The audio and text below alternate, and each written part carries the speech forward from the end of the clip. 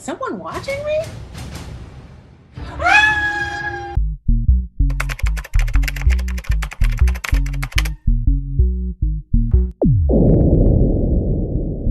Hey! I'm Shamika. And I'm Jess, and we are Sci-Fi in Real Life. That's right. We are the show that finds ethical dilemmas in sci-fi stories and uses them to talk about issues in modern technology today. And in this particular episode, we have a special surprise for you. Aside from the fact that we are still currently remote due to self-quarantining measures, we have a special guest host who will be popping in to help us discuss our ethical dilemma for the day. Yes, but before we dive in, there's a little bit of business we got to get out of the way. Some good business. First, we got a shout out to David Ryan Polgar at Tech Ethicist for guessing the Martian in March's episode. And we also have a shout out for someone who guessed the trivia question correctly for that episode as well. Banff McGee. Good job, y'all. See you. And without further ado, it's time to introduce that special guest host that we were talking about. Our guest host for today's episode is Kandrea Wade, a PhD student at CU Boulder with both Shamika and I, who's currently researching algorithmic identity and the digital surveillance of marginalized groups. So without waiting any longer, let's let her in. Yay! Hey. Awesome! How's it going? Going all right. How you doing? Doing well. Sorry for the weirdness I have going on here. How you guys gonna do it? Oh, no worries. You know, in fact, I noticed, I love your background, but it's looking a little bit tricky over there. Yeah, apparently I am not meeting some system requirements at the moment, and it is giving me this awesome odd aura. So if you don't mind, I'm gonna go ahead and turn it off. Totally fine. It reminds me though of a larger issue in tech that actually started with camera technology in terms of camera technologies and skin tone.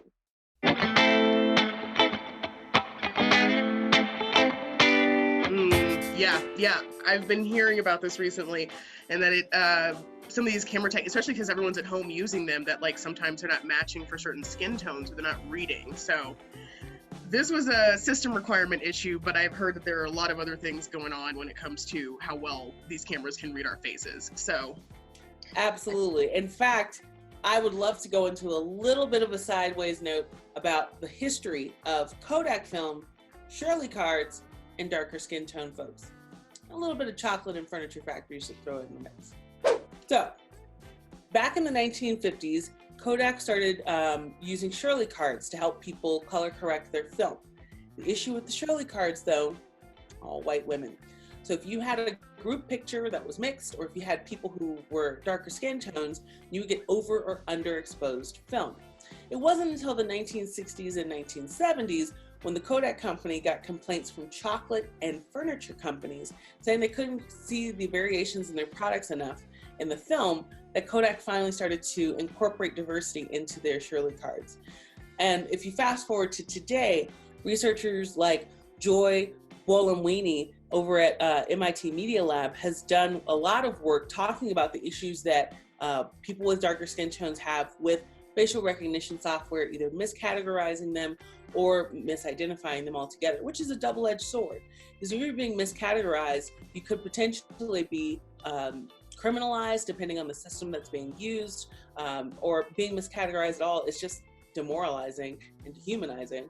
But then if you're correctly recognized in facial software as a darker skinned person, that's also a problem too. In fact, we'll get into that a little bit later in today's conversation. And speaking of today's conversation, boy, do we have a treat for all of you. One extra host means one extra sci-fi story. So we have not one, but two sci-fi stories today.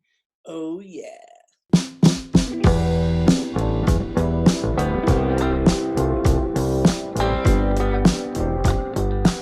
1984. It's not just a great commercial for Apple.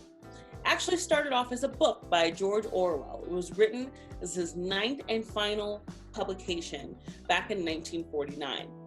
This story takes place in a dystopia in 1984, and it follows Winston Smith through a society overrun by perpetual war, propaganda, historical negationism, and omnipresent government surveillance. Big Brother, the leader of the party, employs thought police to pursue and eradicate individuality and independent thinking. As a party member and Minister of Truth worker, Winston begins to embrace his own truth, only to be discovered by the thought police. In the end, 2 + 2 = 5, and Smith accepts it with love. Craziness. And for our second sci-fi story today, we will be analyzing the film Terminator: Dark Fate.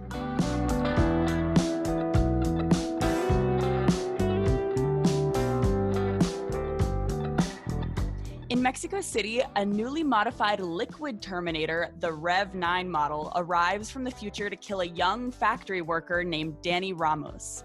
Also sent back in time is Grace, a hybrid cyborg human who must protect Ramos from the seemingly indestructible robotic assassin. And we mean seriously indestructible. You should watch this movie. But the two women soon find some much-needed help from a pair of unexpected allies: seasoned warrior Sarah Connor and the T-800 Terminator. And speaking of spoilers, if you haven't read 1984 or seen the film Terminator: Dark Fate, now's your time to do it. It might take you a little bit longer to read the book than to watch the film. Spark notes that we're not going to judge. There's no book report at the end of this video, but still a good read. Highly recommend. Now that all the spoiler alerts have been alerted and you have been informed, we're going to dive right in with today's ethical dilemma. So, transition dance!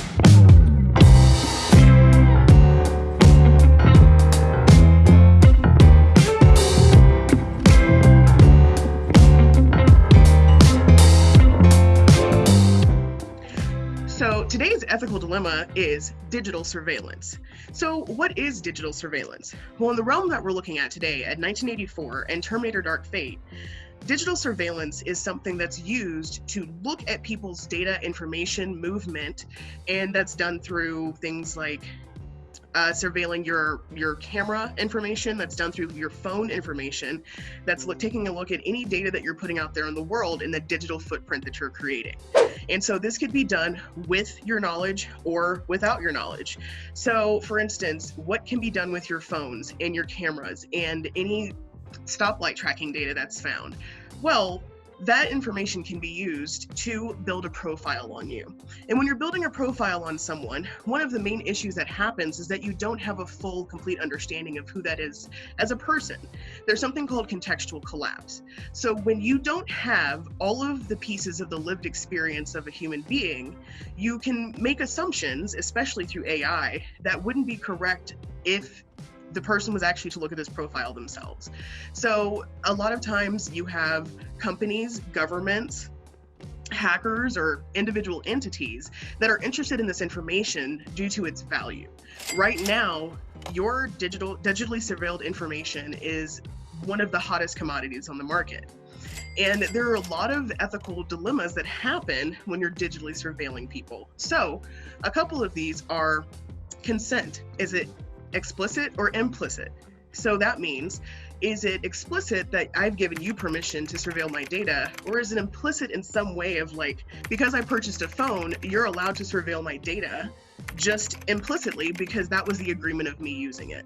Explicitly, that's something you would have if you were going, let's say, to a website and they have a cookie tracker that they're informing you of, and you have to click that you accept for them to track what's going on inside of your computer as you move around in the internet.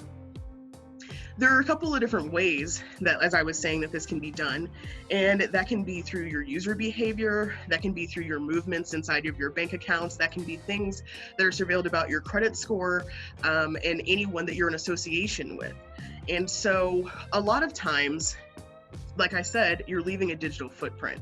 And that's something that you have to be very aware of and protect yourself from, because there are not as many regulations or policies in place that would really help us nowadays to be able to control what people are seeing about us and what's happening with our data. So why would you surveil someone digitally? Well, like I said, there are different entities that are surveilling. You have government, you have companies, you have hackers, and individual entities. And so people surveil for safety reasons, for control, for potential future uses of your data that they may not know about yet, for fear, for the efforts to rewrite history based off of what they see in society and what this controlling force, like we see in Dark Fate or 1984, would actually like to see of society. For security purposes, for curiosity, for fear and propaganda, control and regulation, and enforcement. So these are a lot of different ways that digital surveillance is used, and a lot of reasons why it might be in the interest of a lot of different parties to look at your data. So where does this take us? We're going to talk about the implications of digital surveillance. So in the movies that we took a look at, we have different things that we see happening that are really encroaching on the privacy and the rights of these individuals. And that's one of the major implications of digital surveillance, is that you don't have full control over what someone can see. And like I said, that can lead to a contextual collapse that doesn't fully represent who you are as a person. So a lot of assumptions can be made about who you are. So where does this take us now? We're going to be talking about the implications of digital surveillance and what it actually means to be surveilled and what can happen with that information. For instance, in Terminator Dark Fate, we see a scene where there's drone surveillance at a border crossing. This shows that governments have the ability to use overhead surveilling technologies to look at the movements of citizens or non-citizens of countries. And this is technology that's currently being used at border crossings all across the world. We can see how it could lead to some problems. So there are a couple of other issues going on here. What do you guys think? Yeah, actually, this scene reminds me also of the one in 1984 when Winston, he's got a love interest with this woman named Julia, I believe. And so they sneak off into a field and they do their thing. And afterwards, they're sitting in this field and there are birds singing around. And he's looking at the birds thinking, I wonder if that's Big Brother. I wonder what they've seen of us. Like, he's literally thinking that the birds are watching them. Remember, this is written in 1949. So having a camera as small as the head of a bird, like that's tech that exists today. The concept of Orwellian came from this book because of the way that this dystopian future was laid out and the technologies that existed there. So, I mean, we picked the book 1984 and the film Terminator Dark Fate together for a reason. This double feature has so many different overlaps in terms of digital surveillance, and the fact that folks both in Terminator Dark Fate and in 1984 feel the presence of someone watching them. They know that someone is watching them. They are trying to live a life in their own version of freedom, if you will, in opposition to an antagonization, that's a word now, with the digital surveillance they believe is around them and that is around them. Yeah, also it looks like we've got a little surveillance cat behind you, Kandrea, who just joined for the show today. We didn't tell you about the second surprise guest host. Yeah, but I completely agree, Shamika. I think it's actually interesting that we chose two different stories about these surveillance technologies that are so far apart in time. Even though 1984, of course, takes place a little bit later, the fact that this came out so long ago, and then Terminator Dark Fate is kind of a reflection on what's going on in society today. That was probably the trippiest thing for me, was watching that movie and realizing that all of those surveillance technologies are actually real. That's not just something that somebody made up in their Orwellian mind decades ago, you know? And I think I almost thought when I saw those different scenes of the Rev 9 just like liquefying into the different technologies of surveillance, I was thinking this maybe is like some sort of metaphor for AI technology and us creating something that has the ability to surveil everything else. I don't know, maybe I'm reading too much into it, but that's what I saw. It was like a reflection on what's going on today. It is freaky. Mm-hmm. And you know, the entire Terminator series has done a really good job of showing us that. It's always predicted things that have actually, much like in 1984, have kind of come to fruition as we've moved through time. Mm-hmm. For instance, before Dark Fate, there's Terminator Genesis, which you can kind of say that it's like a cloud system. And so as we have, you know, the iCloud and we have Google Cloud, you know, we have Google Drive and everything, Genesis is basically something which is Skynet from the original Terminators in the 80s and 90s. That is something that has evolved through the movies into becoming what was Genesis, where everyone was so excited to put this new technology on all of their computers that would connect everything, your phone to your house, to your tablet, to your computer. But as we have been discussing, maybe you don't want that technology in so many different points of your life because it's surveilling you at any point in time. And the way it takes it in the movie is that in surveilling what humans do all the time, this technology can then learn what humans do and then thwart them. So interesting things to think about, you know? Yeah, absolutely. There have been several sci-fi stories, like 2001: A Space Odyssey, or the Disney Channel movie Smart House with the woman from Married with Children. Good or even one. The Simpsons episode where they get a smart house somehow. Like all of these instances in which technology is completely around you for convenience, of course, and luxury, always tries to kill people. Never fails. And you know, something that I find really interesting is the kind of like you were saying with in 1984 with him thinking that they're being surveilled by the birds and potentially being surveilled by the birds. It makes me think about how we all change our behavior when we know we're being watched. And I think that's a perspective that we need to start taking at all points in time as we move around in a digital space, is that you're being watched.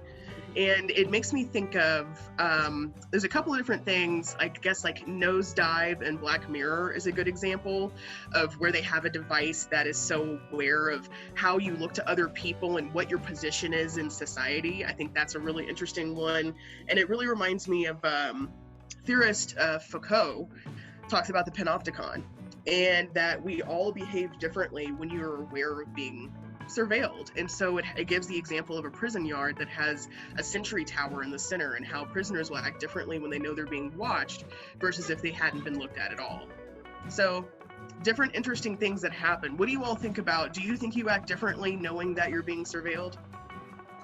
You know, I feel like even taking that a step further, I feel like I just act differently in the digital space. If I'm on social media and I'm posting something, the surveillance there is that like anybody could be seeing what I'm doing, even if I am just posting it, say on Twitter or something. It could be taken out of context and it could be viewed by so many people who I wasn't originally planning on sharing it with. And that is almost like a form of surveillance in itself. That's sort of like this contextual collapse that you were talking about before. And so you take that a step further, and there's certain companies like healthcare companies and insurance companies who are taking in data that you never originally meant for them to see, and they're using it for things that you would not want them to use it for. Like I would never ever walk up to my health insurers and tell them how many steps I was making per day. But if I tell my Fitbit and then my Fitbit tells them, that's not really up to me, and they're gonna do something with that information anyways. So that's where surveillance is tricky to me, because I feel like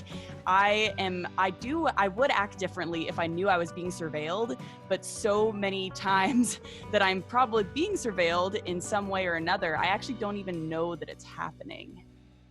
No, the way I like to say it is that there's now a digital copy of everyone in the world. And just like you have rights and you have privacy as an individual human being, a physical human being, there aren't any privacy protections or regulations for this digital copy of you that lives in space.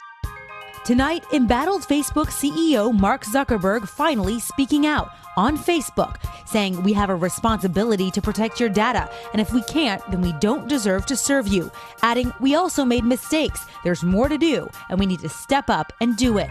Zuckerberg acknowledging a breach of trust between Facebook and the people who share their data with us and expect us to protect it. We need to fix that. So, it's really important that, you know, we're working as a whole to make better ethical protections for this digital copy of you. And I thought it was really interesting what you just said, Jess, about how there is, even in smaller realms like social media, there is like an interpersonal social dynamic of surveillance, and depending on which groups, which silos that you're looking at, you can have all different types of surveillance, whether, you know, like your grandparents and your parents are on Facebook and that you can't post certain things there, or depending on, you know, if you should or shouldn't be talking to certain groups of people that might be doing, you know, malicious things in the internet. You know, it has all different realms of who can see you. And so I just think that's really interesting. It's not just these big entities that we're talking about, companies, governments. It also has to do with your small circle of people that might be around you too. Fascinating. Yeah. And I would also say, in terms of this digital copy of ourselves and the ethical things that we need to be thinking about in terms of protecting that digital copy, there are efforts being made, like the GDPR that came out of the UK or Europe. I'm not a geography person, someone in the comments correct me. But then there's also the California Act that came out recently as well. I'm forgetting the name of that, but we'll put a link in the description below. But there are spaces in the world and entities who are trying to respond and react and catch up to the current landscape, the digital landscape that we're all swimming in right now. But it's all a little bit too little too late, I think, because the cat's out of the bag, so to speak, in terms of the digital surveillance, the digital data that comes from that digital surveillance, and our ability to control what's out there and control our own digital narratives. Well, looks like Skynet's listening. Doesn't like the truth. Freaking surveillance technologies. See? It's like you try to say what you know and what you find out, and the world can't handle it. Nope, they can't. And this reminds me of someone else's experience. Familiar with a certain someone named Edward Snowden? Oh, yes. Tell me about him. Oh, yeah. Well, I watched the movie. I read a little bit about it. We'll put a link in the description below. So Edward Snowden was working for the CIA, turns out, and he found out that there was a lot of things that were happening with people's phone calls and internet searches and like all of these points of contact and communication that the government was having access to without people's knowledge. So he decided to do something about it, and he became a whistleblower and had to flee the country for telling the truth.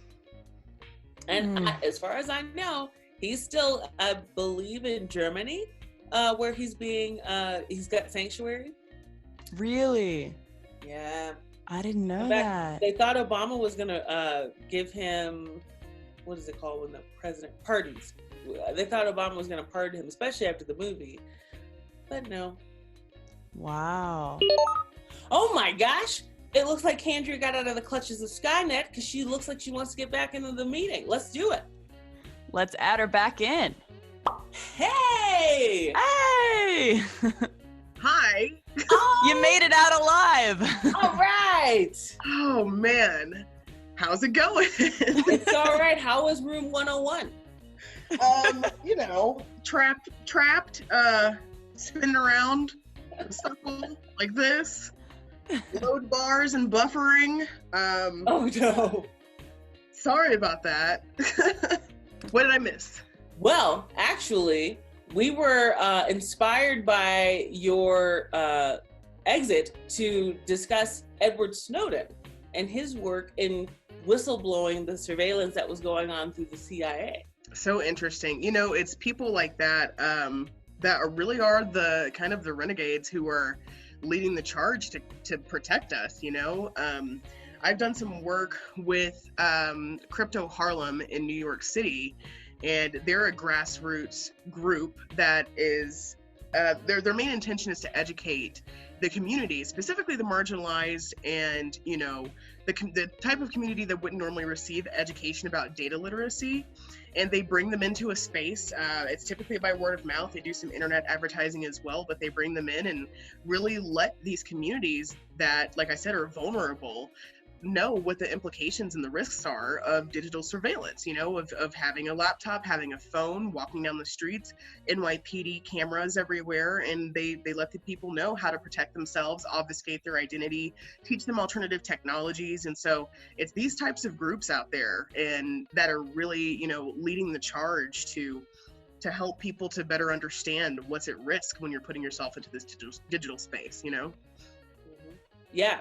Well, I feel like in the conversation we've been having about digital surveillance between 1984 and Terminator Dark Fate, and really most of the Terminator series, the good parts, We've really covered a lot of the really key elements that people need to keep in mind when they're thinking about digital surveillance.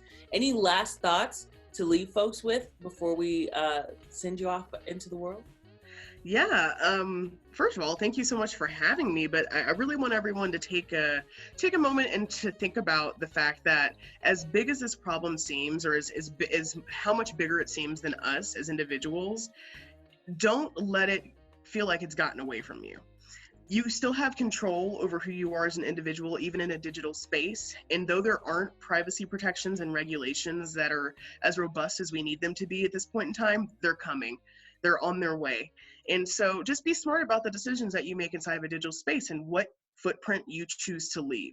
You do have agency and you do have authority and control. So don't throw your hands in the air and say, if I have a Facebook and an Instagram and a Snapchat, I'm already in too deep. What can I do about it? Hey, you can start today.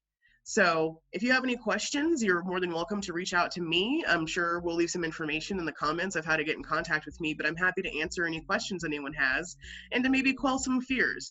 You don't need to be afraid of data, just skeptical of it, as our good friend Kathy O'Neill would say. Nice. Those are some wise words. Well, thank you again for coming on the show, Kandrea. It's been a pleasure. Thank you so much for having me. You both stay safe out there, and we'll talk soon. Will do. Bye. Well, that sums up this month's episode.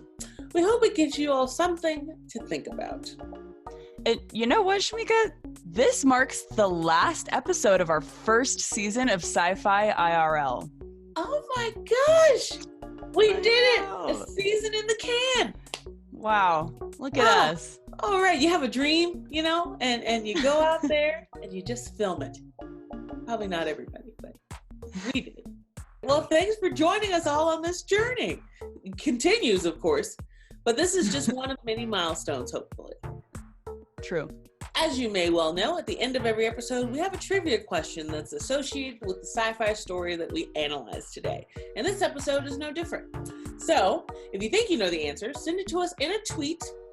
You can send that to our Twitter handle here. And you can also put an answer in the comments to this video, because we'll check both. If you're the first person to get the answer, you'll be included in our shout out in next month's episode, next season's episode. Goodness gracious.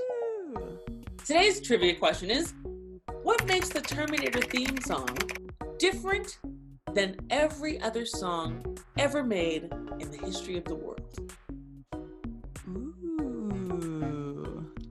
And bonus points if you're able to find in our little game of Where's Waldo, where Shamika and I are on these surveillance cameras.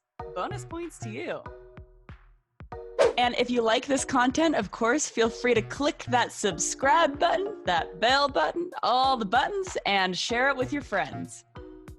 Yes, and we'll see you next season for Sci-Fi in real life. It's still, if we're still on Zoom, well, it's good. It's just a process. The new normal now. The new normal. Well, good night and good luck, humanity.